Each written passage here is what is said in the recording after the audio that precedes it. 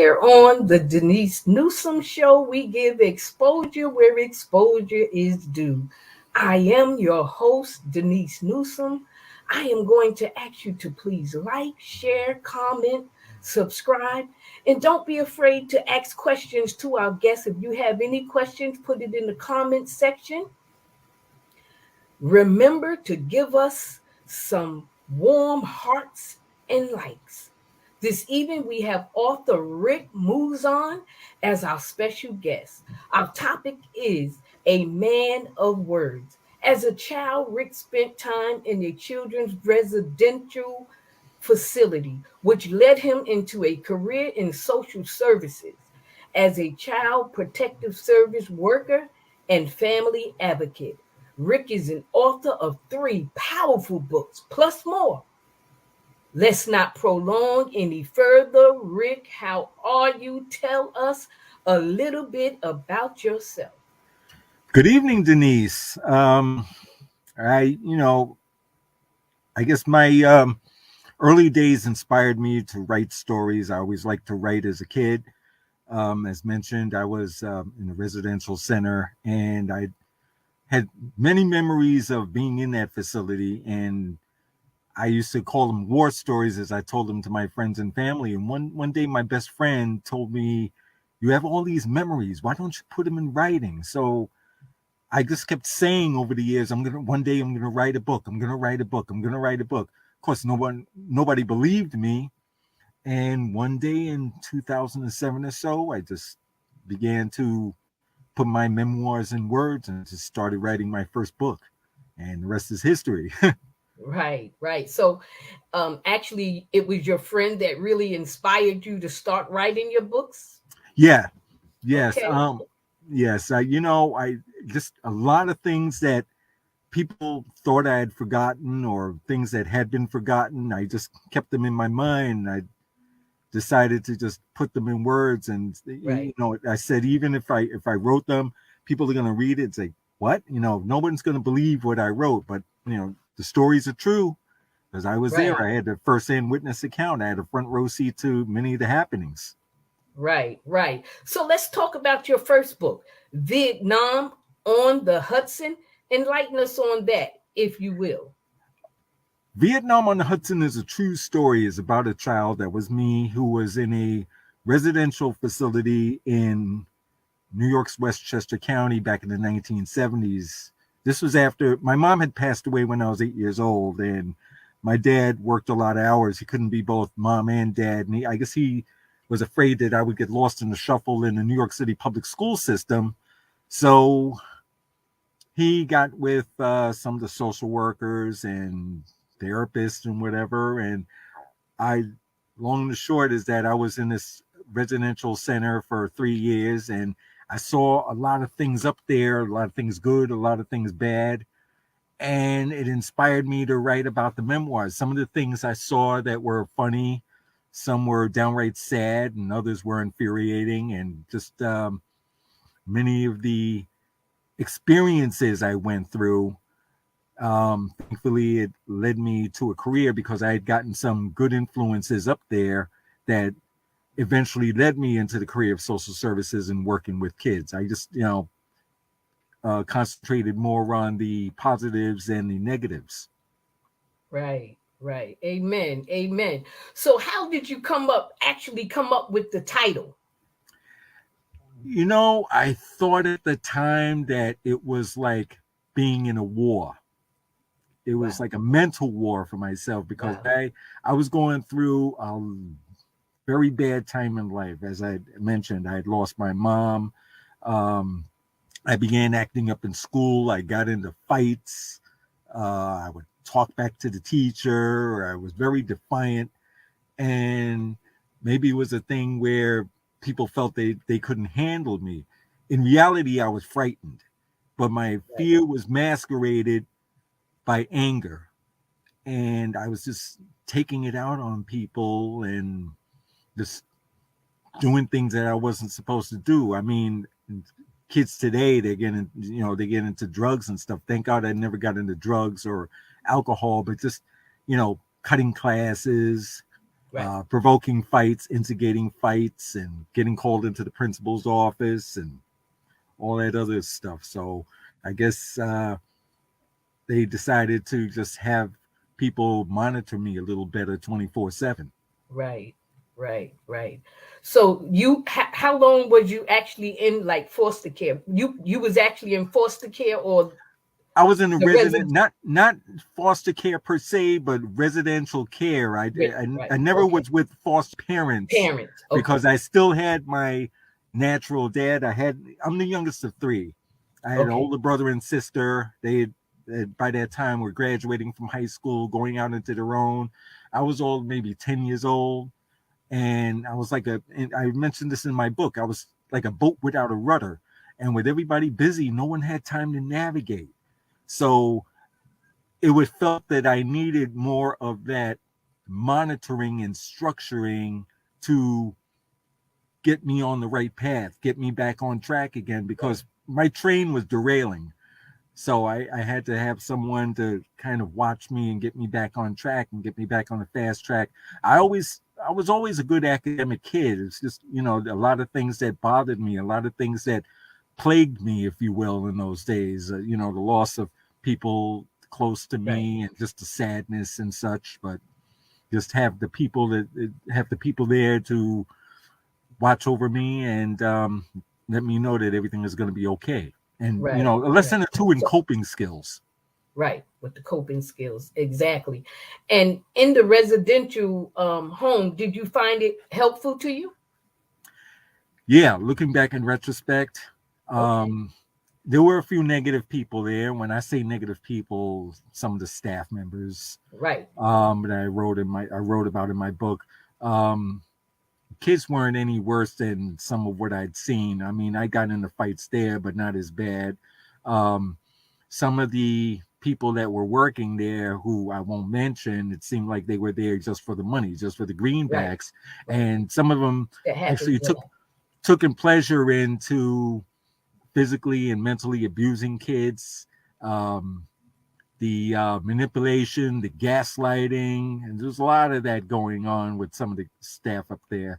And you know, I try to avoid those type of people because I over the years I found out that they were rather toxic. They weren't there to help you; they were there to more to hurt you.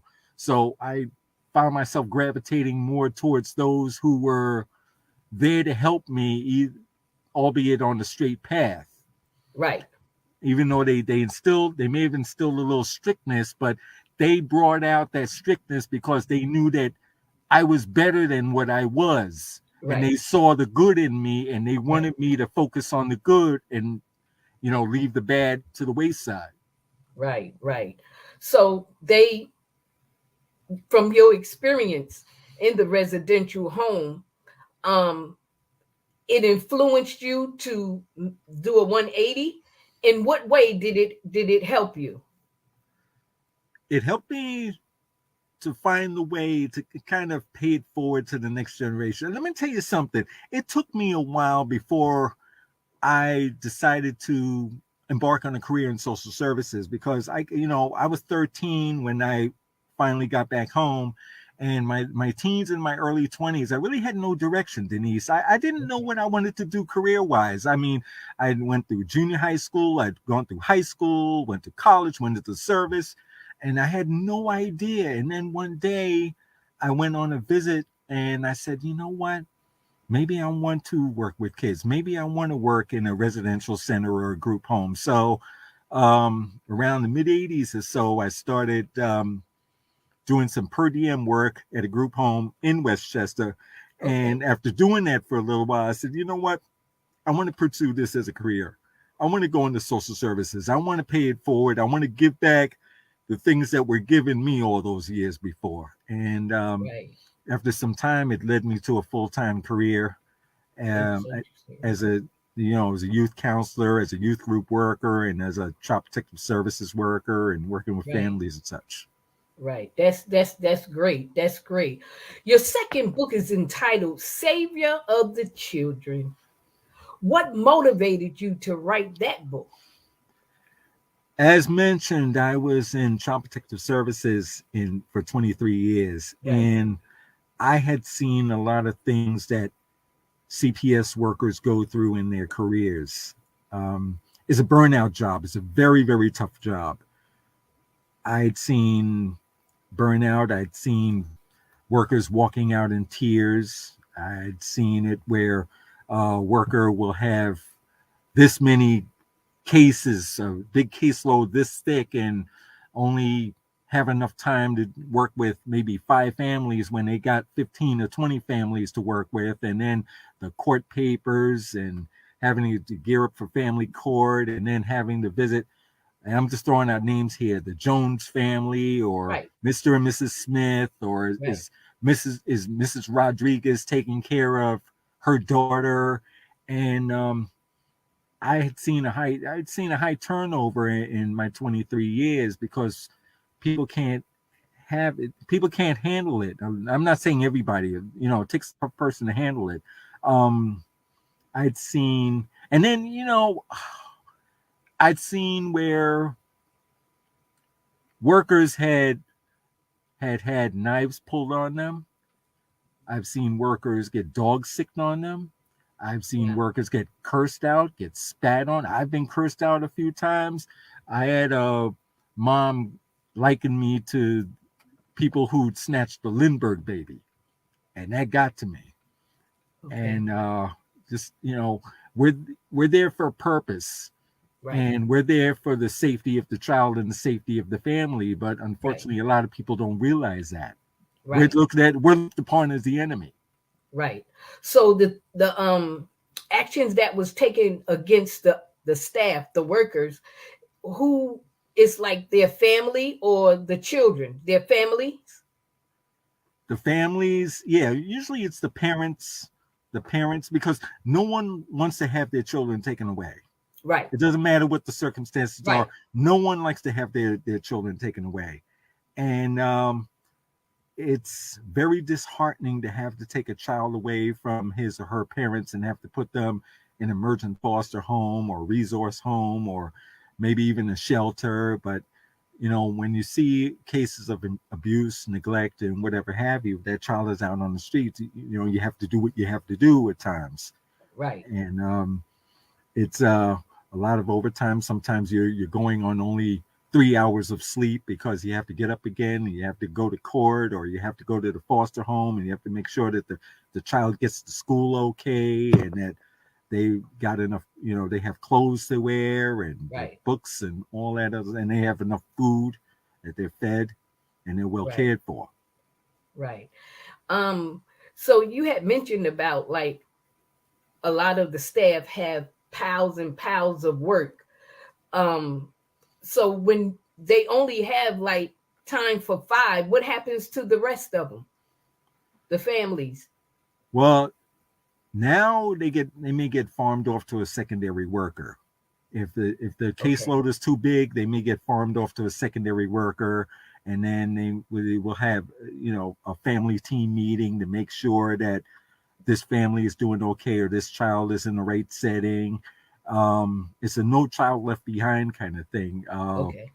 There was a lawsuit several years ago where in Newark, 2 children were left half starved to death in a basement, and Mm-hmm. the state was sued over that, and there was a that culminated in a modified settlement, which led to something called educational stability. So if a child is placed in a resource home, it is the responsibility of the caseworker or the agency to make sure that that child gets to school, even if the caseworker has to go to the home or the foster home or the resource home, pick the child up, transport them to school, and even bring them back from school in the afternoon, and make sure that they're in a stable resource home and that the caregiver is there for them.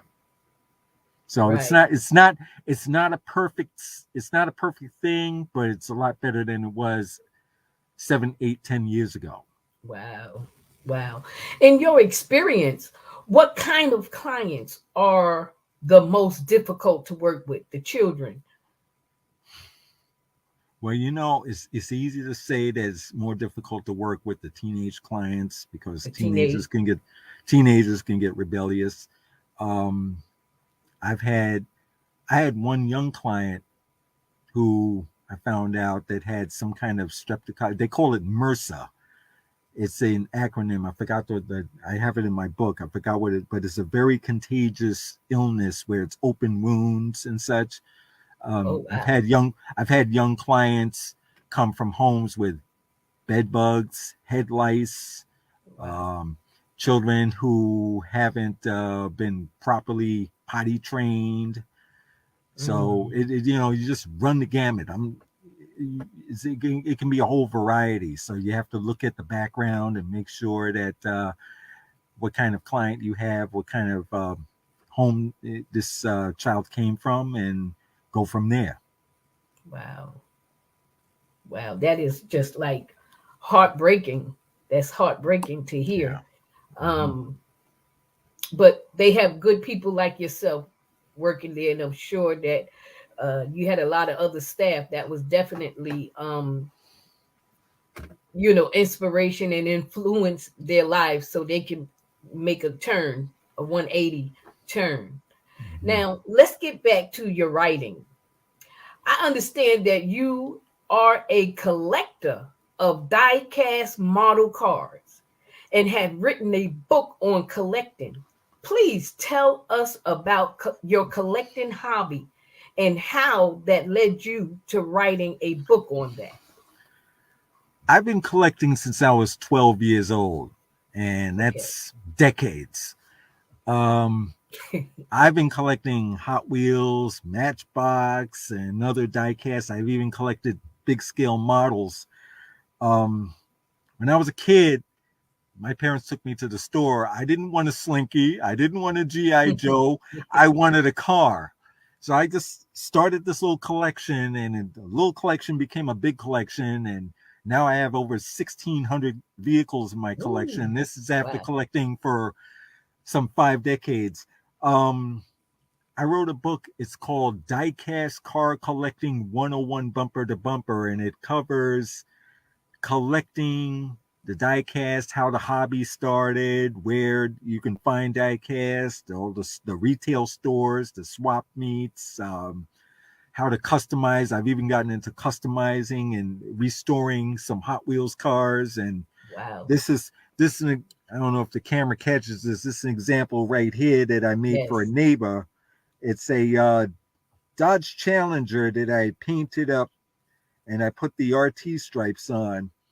I have a neighbor that lives up the street has the same exact car. I was thinking about presenting it to him, but I don't know. I'm told that when I learned to talk as a baby, my first word was car. It's like Oh, wow. 4 years old. I could point to a car and say that's a Buick LeSabre, or that's Wow. a Plymouth Duster, whatever kind of car. Just car, car, car, car, car. So cars are the love of my life, and it's just something that I cherish. Wow. Wow. Now, my mouth dropped when you said that you repair those cars instead of just throwing it out and buying another one. You mean to tell me you repair them? Yeah, I restore them. I take older You ones. I take older ones that are ready for the scrap heap, and I'll strip them down, and I'll repaint them. I'll clean them. I'll repaint them, make them good as new again, give them a new lease on life. You know, wow. um, there was a show came on a few years ago. It was about real cars, but at the end of the show, the announcer said, "Don't crush them, restore them." So I tell my fellow collectors, don't throw them away, restore them, or give Restore them them. to me. Give them to me, and I'll restore them for you. I just did one for my boss last week. He had a 55 Nomad that was chipped of paint and everything, and I just took it apart, cleaned it, and I gave it to him. He's like, "Wow!" It was something that he had as a kid for the last, I don't know, last 30 years or so, and I just decided to take it upon myself to take it and repaint it, restore it for him. Wow. It's a labor Wow. of love. It's a labor Say it of again. I'm love. sorry. It's a labor of love. Yes. Yes. Yes. When you restoring it, it sure is. You're Mm-hmm. so right. You're so Mm-hmm. right. That's amazing. Are you planning a fourth book? I've been thinking along the lines of fourth book, Denise, but I'll be darned if I know what to write about this time. Okay. I have no idea. I mean, my first book was quasi autobiographical. My second book with the Saviors, that's kind of like a story about Child Protective Services. And let me just give you a disclaimer. Sure. Some of the happenings in that book are true, yet the characters within are fictitious because, Okay. I'm still, even although I'm retired now, I still think about the confidentiality and I protect people. So I don't give real names and such. And then the other book about diecast collecting, and I've been racking my brain about what to write about. I was thinking about maybe doing something about classic movies or classic cinema, but every other book out there is about vintage cinema, classic movies, and the like. Right, right. And you can have a million books on those topics, but each one of them will be different because they coming from different, you have a different perspective than Each is the, unique. exactly. Exactly. So, you know, you pray about it. God will lead and guide you on, what to write about next. Mm-hmm. Mm-hmm. Rick, I tell you, you have a lot going on. How do you balance your work and personal life? It's the thing of not going, ah! No, I know I, the I feeling. try, I just try to pace myself. Luckily, I have a very understanding boss at work, and I bring my laptop in and I will create things. I Okay. will get creative. Yeah, I get creative in my downtime. Like for instance, I talked about the car thing. Right now, I've gotten to the point where I'm creating racing decals for small race cars, or I may be writing a story, just something that I thought up while I'm driving. And I've done a few short stories here and there, and I also maybe think about if I write a short story, maybe putting it out in voice form or maybe doing some narration. I'm always thinking of something. There's always something rolling upstairs that, and maybe I can maybe put it on paper or put it on microphone. Right, right. That's a gift and a talent from God to be able to, Mm-hmm. come up with all these different ideas and stuff like that. What do Mm-hmm. you do when you're not working? When you're not working, what do you do?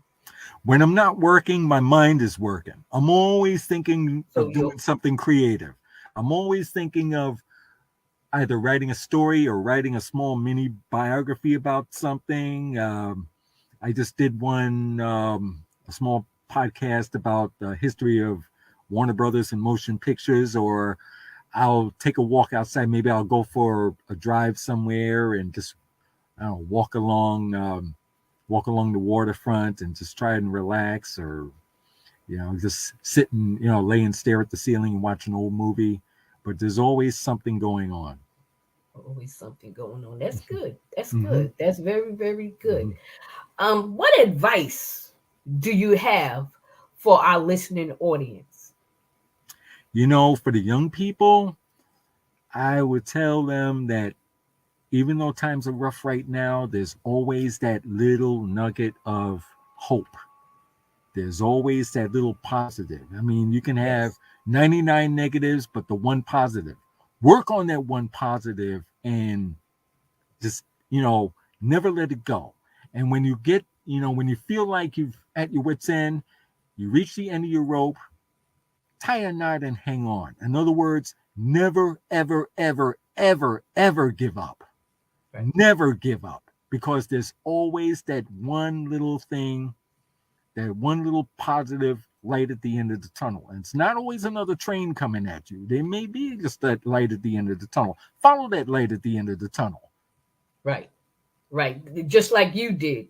You did the same thing. So it's not like you talking for from some place that you read or anything like that. You talking from your own experience to the young generation. Now, what about the adults, the older generation? What would you say to them as an adult as you are now? There's always, as the adult, you have the expertise, you have the background. work on that background and maybe pay it forward to the younger generation. Maybe you can step in and volunteer, or maybe do something creative, or teach something creative to the young bloods out there. The young bloods are looking for that influence that's going to keep them off the streets. I always go by a credo. When you stay off the streets, you stay out of trouble. I know it's old, it's worn out and everything like that, but try to be that mentor. Try to be that positive influence for the young bloods out there, because there's too many of them out here that feel like there's no hope, there's no direction, there's no nothing. And if you can just step in and just talk to them, find out where they're coming from, get to understand what their issues are, and maybe work on that. Yes. And maybe you can get them somewhere. Yes. That's very, very, very, very good advice, Rick. Our time is up.